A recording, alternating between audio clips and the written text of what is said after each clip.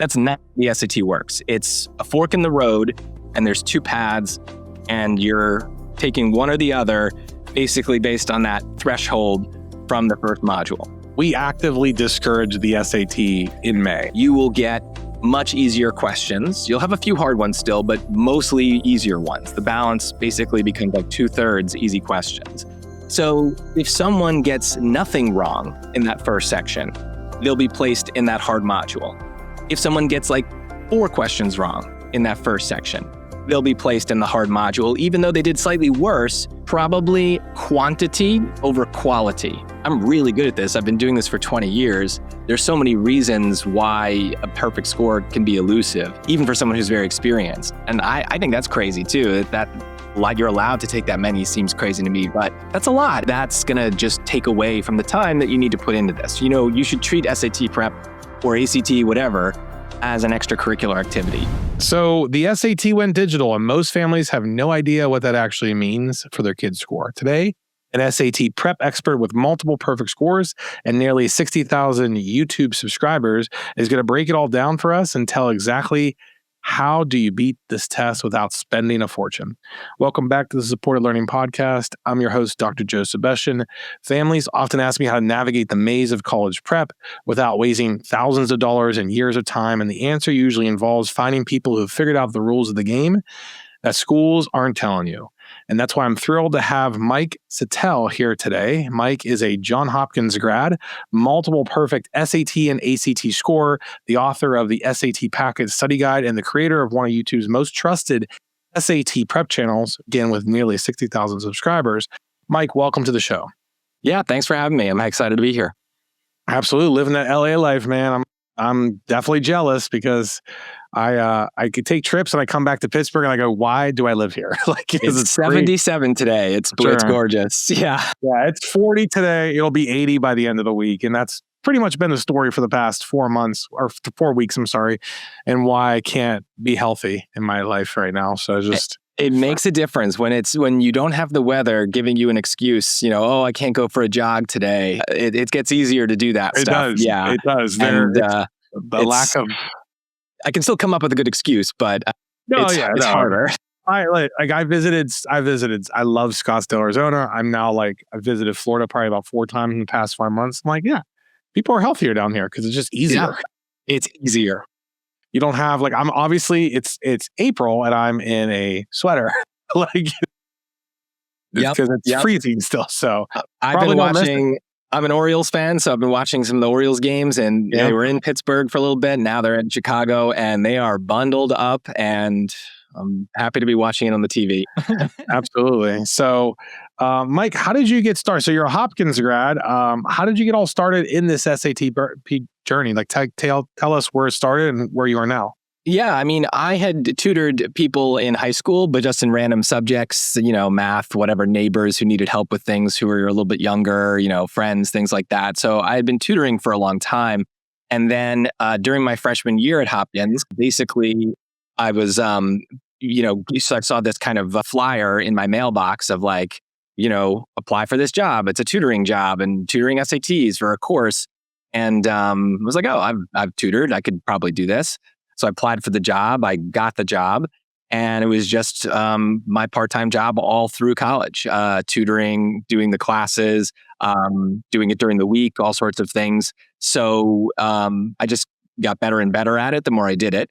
And then when I graduated, I moved to DC. I was kind of debating what I wanted to do. I was kind of looking for political jobs and having, some success. But also the SAT stuff just was still on my plate and it paid better and I liked it. So I ended up working for the company that I had worked for part-time. And they hired me to do full-time courses, running the courses, helping with training and materials and all sorts of stuff, and just kind of expanded the role. So just a different piece of it. And then when I ended up moving to LA, I just kept doing it. So it's just been something I kind of fell into, but enjoyed enough never to really want to quit. So a political science and philosophy major, is that what I'm reading? Yes, that is correct. And you decide not to pursue your avenue in politics and just got to go full time with SAT tutoring? Yeah, well, I guess I also decided not to become a professional philosopher, so you can look at it from both directions. Well, I think I found the reason why Congress is so dysfunctional, actually. Yeah, I mean, if I were there, but no, it was, it was something that I was interested in. It was also, something that kind of fell into my lap. I went to Hopkins thinking I would be doing math and science because that's what I was good at in school. But I just took some classes and fell in love with it. And I did, live in DC. I've volunteered in some campaigns and things like that. But weirdly enough, I think both the political science and the philosophy training also helped me be a better teacher. It kind of forces you, philosophy especially, to put yourself in other people's shoes and think like, okay, how are they thinking? Why are they coming to this conclusion? What is the weakness in their argument? And so many times with my students, I'm using those same skills that I was using to write philosophy papers, just kind of trying to understand why are they picking this answer choice and what's the pattern in their thinking that we need to fix, things like that. One of my first college classes ever at a small college that I went to in Pennsylvania was philosophy and pop culture. And it literally mirrored together philosophical concepts with pop culture references. And I thought it was such a cool way of teaching it. It's one of the reasons I actually switched from Poli sci to teaching because of just how inspired I was. Plus, I didn't want to go to law school for 3 more years. Yeah. I totally get that. I didn't take anything like that. Ours were more, I probably took a couple that were on the more modern side of things, but a lot of them were like the classics. But it was still stuff I had never really experienced in high school. So I love that about college is you get to see there's whole departments devoted to things you've never studied in high school. So very cool. Well, you've attended a school that a lot of our families seek as one of their target schools. So I want to go to Johns Hopkins. Well, if I can, it's Johns Hopkins. There's an S at the end, and they're very sensitive with that. Yeah, it's just the guy's name. Yeah, it was just the guy's name. Johns hundreds. There we go. Well, but a lot of people know Johns Hopkins from the medical field, right? Right. They're it's still one of the Pittsburgh medicine has kind of gone really, really hard into the corporate life. So it's both healthcare systems have kind of taken a little bit of a nosedive in overall quality. So if you want to get a second opinion, you're going to Cleveland Clinic or Johns Hopkins. You're driving 4 hours one way or the other. Well, Cleveland's only 2 hours. But so you went full-time SAT, you moved out, you're your own one-man band when it comes to the SAT program.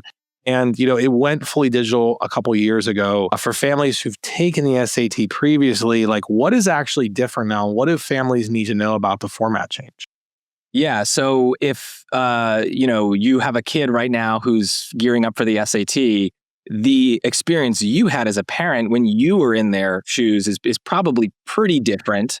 You would just have, the days of the number 2 pencil are basically gone. You should bring a pencil to the test because you have scratch paper, but everything's done on the computer. And it's a much shorter test, which is a good thing. Used to be 3.5 hours or so. Now we're down to 2.5 of testing plus some logistics on either side. But in terms of the content, I don't know that it's that different from what would have been on the test 30 years ago. You still have passages and you have to understand sometimes some difficult vocabulary words. Mathematics hasn't changed. Numbers are still the same numbers they've always been. So you have algebra, you have geometry. The balance might have shifted. And the biggest addition to the SAT since basically when I took it was 2005, they added the writing section, which was a lot of grammar and some other things. And that was at the time its own 800 score section. But now that's been fully merged into the reading. And that's not something that was on the test in the 90s.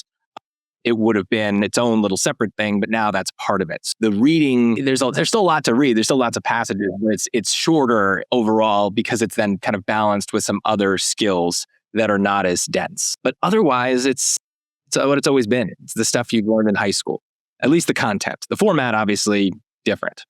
Because we've gone from 1600 to 2400, right? And then back to 1600. That was the year I took it first. They changed it my year of junior year of high school. Yeah. And then 10 years later, they went back, to 1600. You're like, I got a 1600, but it was out of 24. Yeah, and then oof, that's not so great. But yeah, it sounds good for that first half of the sentence. Yeah, right. So, no, I actually don't even remember what I got on my SATs. So, I didn't take any of this stuff. It's funny because we provide all this stuff. I didn't take any of it seriously as a high school student. So, now it's just the game has changed so much 20 years later. Right. What does it mean that it's gone adaptive? Like, how does that different and how does it affect scores ultimately? Right. So that's, I think, the biggest change, right? Obviously, it's on a computer. And because it's not a printed booklet, it gives them a lot of ability to kind of change things. And the adaptive piece is probably the most kind of confusing for anyone because there just aren't as many testing experiences that are like this. So the way it works basically is for both sections, reading and math, you have two modules, they call them, right? So subsections. And for everyone, I'm going to lie a little bit to start just to make it easier to explain, but I'll fix the lie later. The first module for everyone is basically exactly the same. You all get a kind of an even difficulty module. It's got some easy questions, some hard questions, some medium questions, probably like a third of each thing.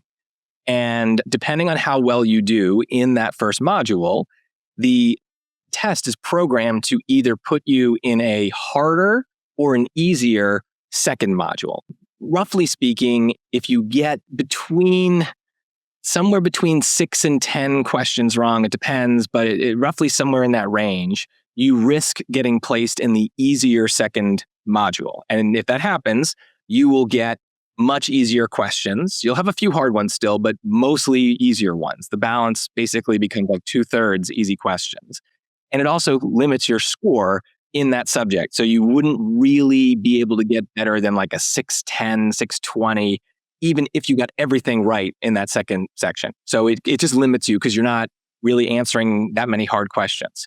However, if you do well enough in the first section, the first module, they'll put you in the harder second module. And now you're going to have like 2/3 of the questions will be hard. It's going to feel much harder. It's going to be much more rushed. It's just a very different experience. And, you do have a chance still now at an 800, but there's only really these two paths. So if someone gets nothing wrong in that first section, they'll be placed in that hard module. If someone gets like 4 questions wrong in that first section, they'll be placed in the hard module. Even though they did slightly worse, they're still going to get the exact same hard module that the other person got with 0 wrong.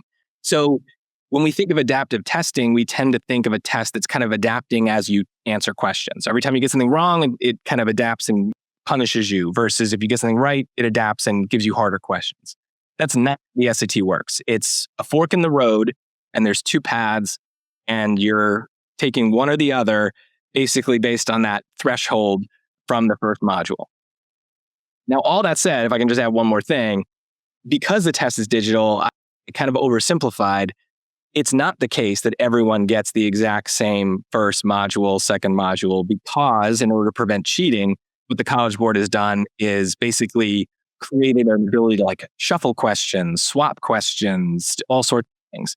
So you're not going to have the same exact test as anyone else who's testing with you in that room, but the difficulty will be the same. The paths will be the same kind of places you can go, and the experience overall will be basically the same.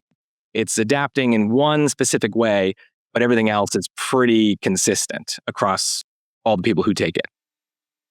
Why don't you walk us through your approach and how it's different in terms of, like, a student comes to you for SAT prep, where do you start? I mean, you've obviously written SAT packet study guides, and, just kind of talk us through your process and how you approach getting kids ready for the SAT.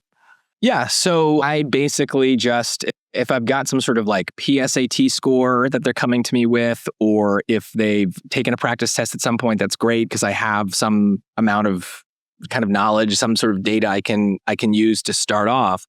But honestly, even if I don't have any of those things, for most students, I'm starting with the same things. I want to hit some big picture strategies that are going to work for every level, no matter how skilled you are.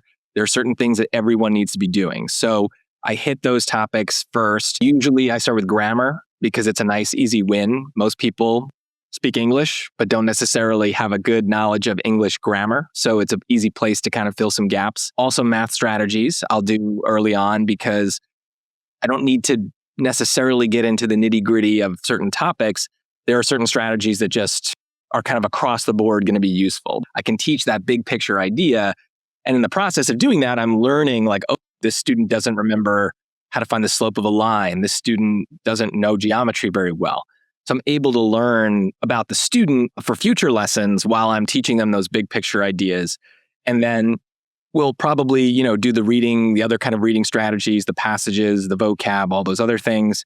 And usually after about 2 or 3 sessions where we've hit those big picture ideas, it's usually time to then take a practice test and let them kind of experiment with those new ideas. They probably won't do very well, but that's okay. They need to kind of get used to things. And so that first practice test is their way of getting used to it.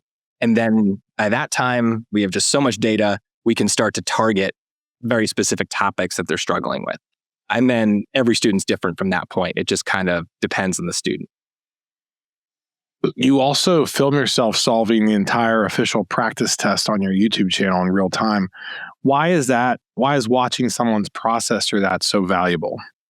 Yeah, so I do 2 things, right? I do that, and then I also have videos that are just like a single question and me kind of going through the ideal way to solve it. And those I take my time and I really explain things.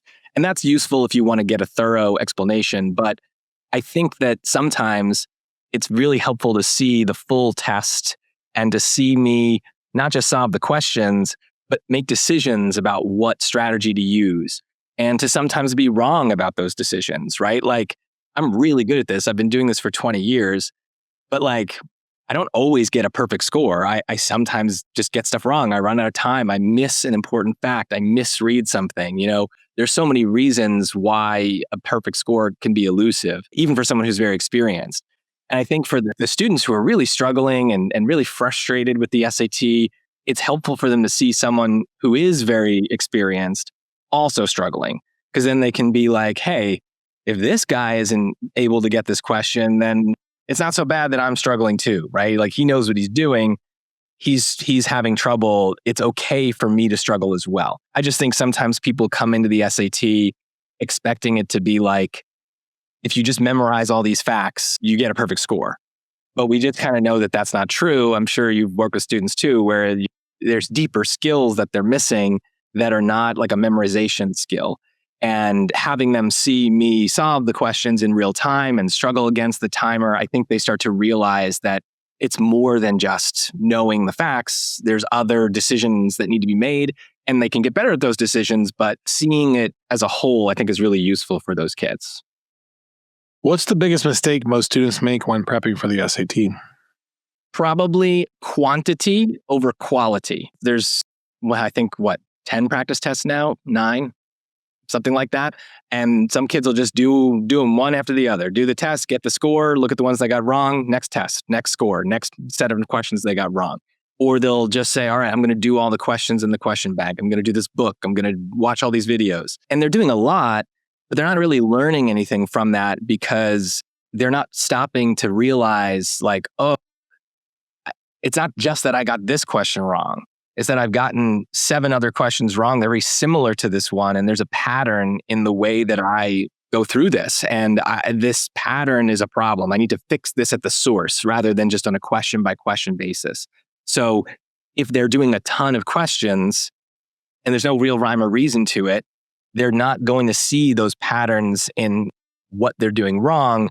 And they won't be able to kind of make the bigger changes to their habits that allow them to avoid those kinds of mistakes in the future. So for me, something as simple as like watching a 2-hour video of someone else taking a practice test, yeah, that's time consuming, but you're learning things in a deeper way than if you just took that practice test yourself and looked at the ones you got wrong and moved on. Yes, do that, but try to learn as much as you can from every practice test, from every question, because there's bigger picture ideas that I think a lot of students have trouble kind of just wrapping their head around when they're just all about like study maxing, doing as much stuff, studying for as many hours as possible, So slow down, smell the roses, look at the nuances of a question, I guess is my advice.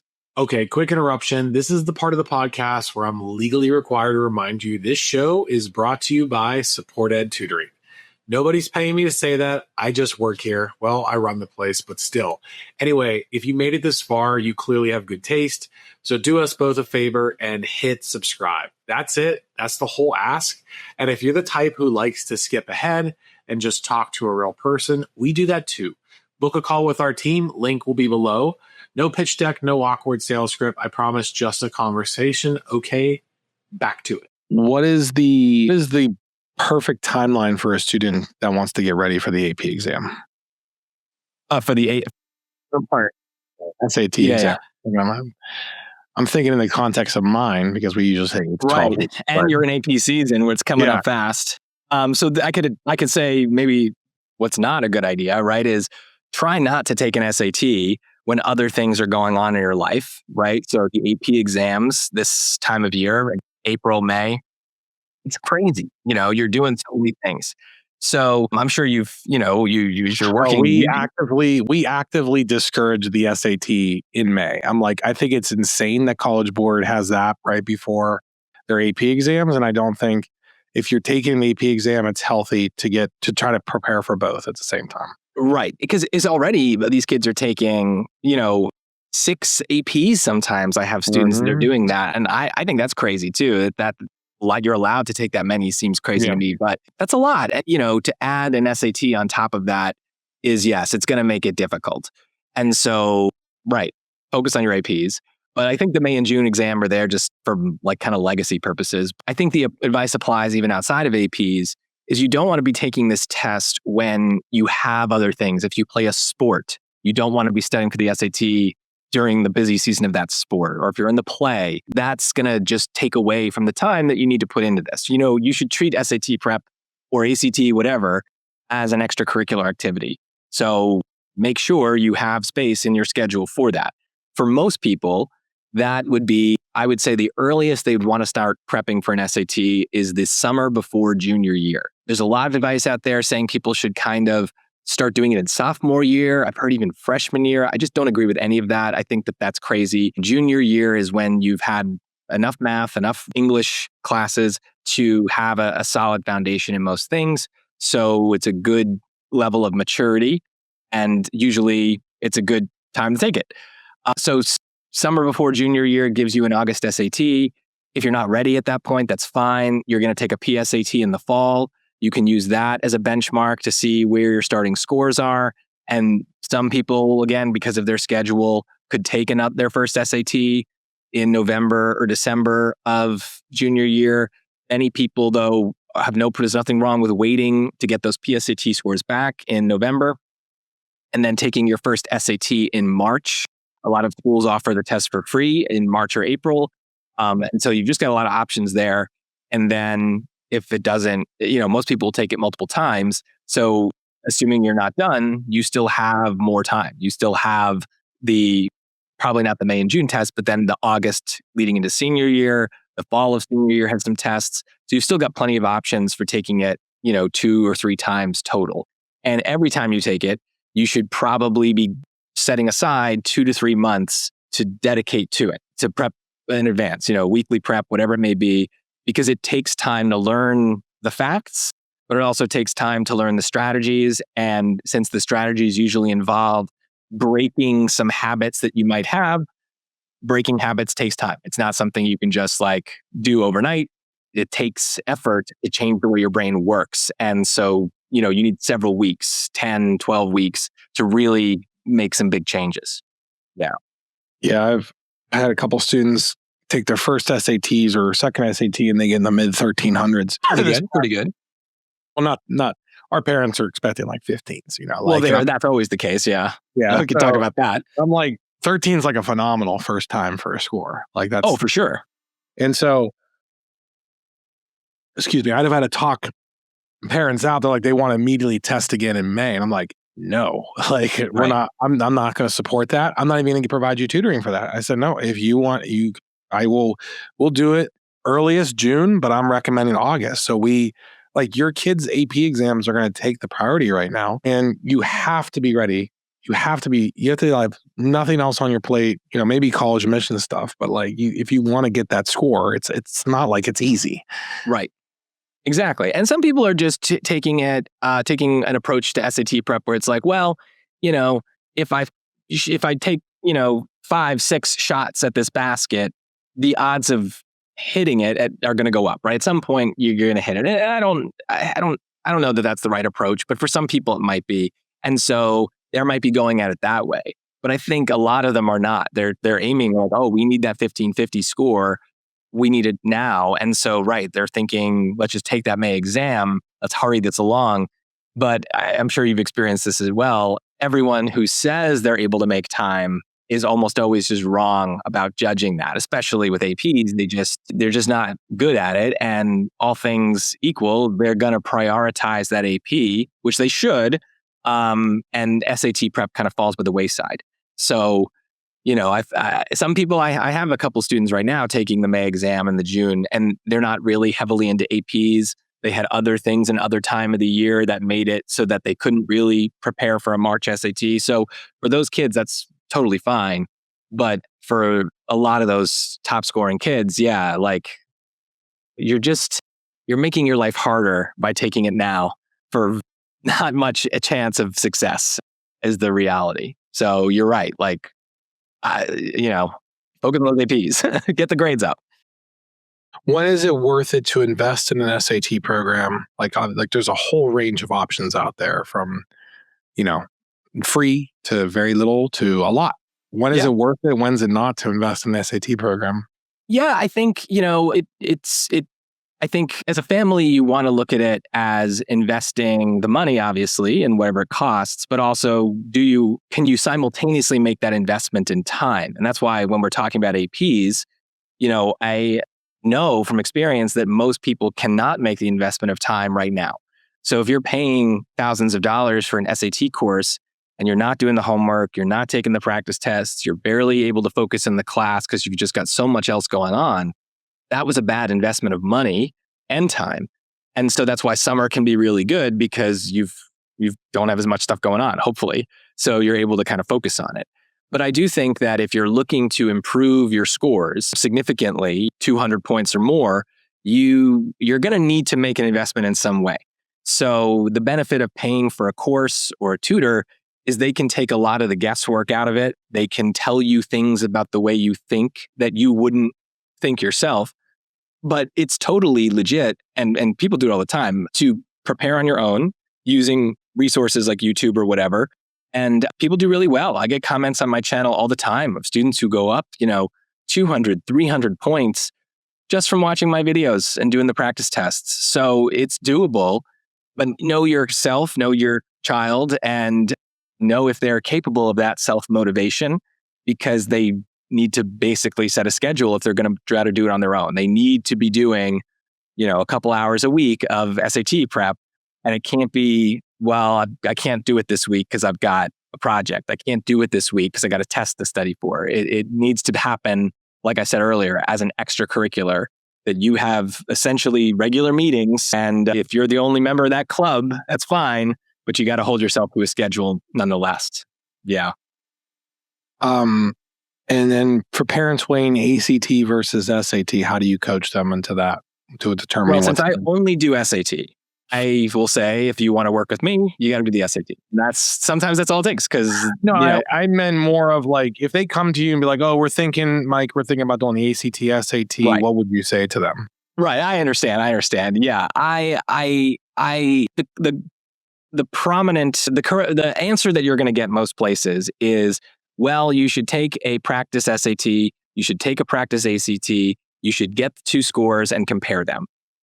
That's fine. I think that that's mostly a waste of time. I think that for the most part, people are going to score the same on those two tests, especially without any prep of any kind. And there isn't going to be, for most students, any sort of advantage of one test or the other. They have differences, but they essentially cover the same basic stuff and require the same level of effort to improve the score to a similar degree. So my advice, honestly, is pick the test that you want to do.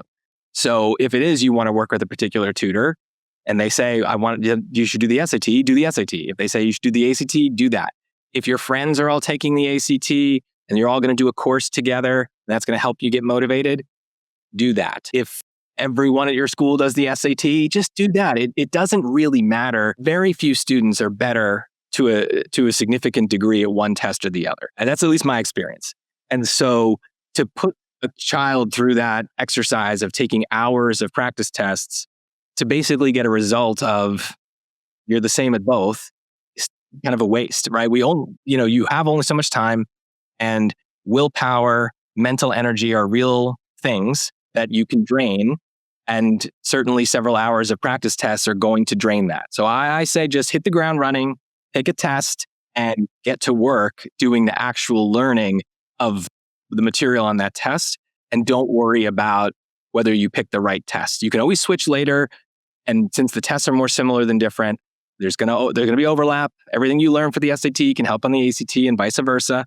So it's mostly a decision people stress over that I don't think is as big of a deal as people say. So I just say pick a test. But if you, I don't know if you've had experience with that. A lot of people disagree with me on this. So I don't know what your thoughts are. But I really, because we offer some stuff with college admissions, we really start with like, what is the goal? Like, what are the goal? Where we're trying to go? Because if I hear top 25, even top 50 now, like I'm going to push them more towards the SAT and just get good at that.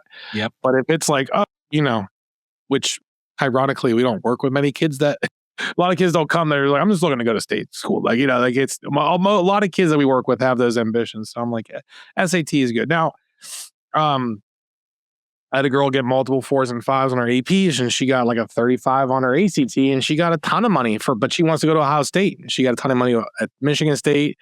I think there's, I'm actually trying to get a book here going to help families new to the U.S. system, immigrant family. Like there's just we're so hyper-focused on the 8 Ivy Leagues and the top 25, and there's literally hundreds of schools that will not only welcome your kids, they'll be great there, and they'll give you tons of money, but we're so hyper-focused on these very select. Like she was a perfect example of like, she's child of immigrants, parents, they got into an Ivy League school, they got into every school they applied to, but ultimately they didn't even go where they gave the most money. They wanted to go local. But like, what is the outcome? She wants to be a doctor. She can be a doctor almost anywhere going undergrad. Like that's right. There's like a lot of disconnect. There's a lot of misinformation in the college admissions thing, which I think it has tainted the waters for SAT, has tainted the waters for AP, put a lot of unnecessary pressure on kids.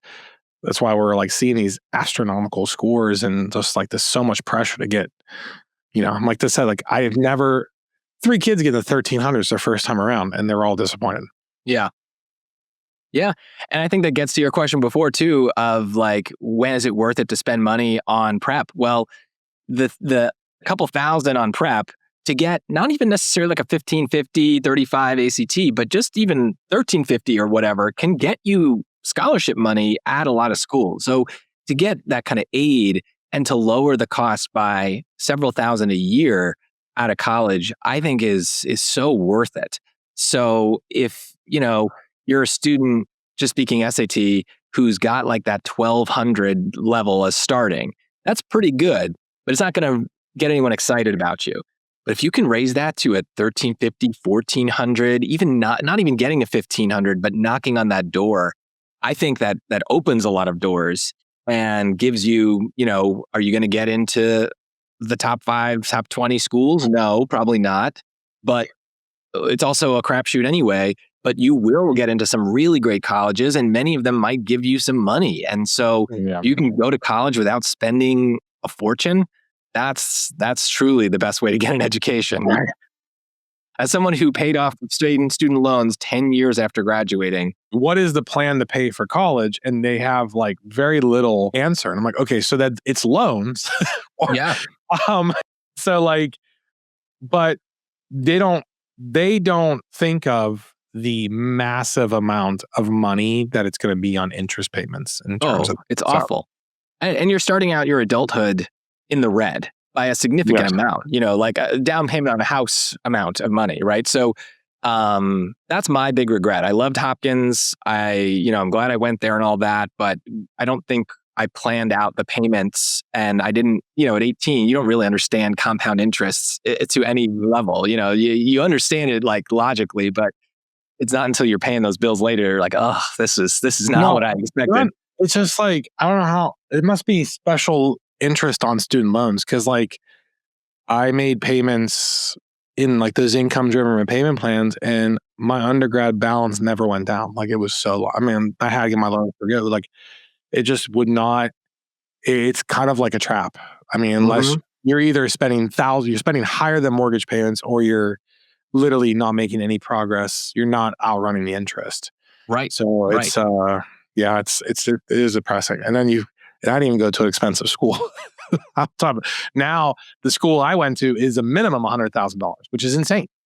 Yeah. $18,000 undergrad debt. Like, and it's now $100,000 just starting. I think, at least for me, because I went to, I graduated high school in 2006 and then graduated college in 2010. So what happened in the middle of that is the big recession, right? Yeah. So I think when I went into college, the idea was, take out the loan. Who cares? You're going to be a college graduate, that you're going to make six figures. They're just going to hand it to you when you come out, right? And I didn't know any better. And at least no one knew any better, I guess, in a way that would have changed the outcome.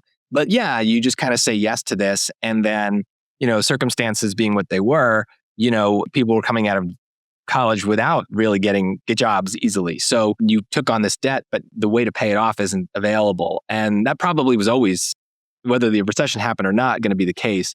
But I do think, my advice to families bringing it back to the SAT is, you should be doing some college research, things about how this process works and what it's going to cost, and what, bumping that SAT score can save you. Certain bigger schools just kind of tell you right up front, like if you get this score and this is your GPA, this is what it's going to cost. And so having that knowledge is very powerful. And, you might not be going to the college that you've heard of, but doesn't mean it's a bad school. And if you can bump that SAT score up and think of your time doing so as an investment that's going to save you money later, I think that's a very good approach. And it's certainly motivating, that's for sure.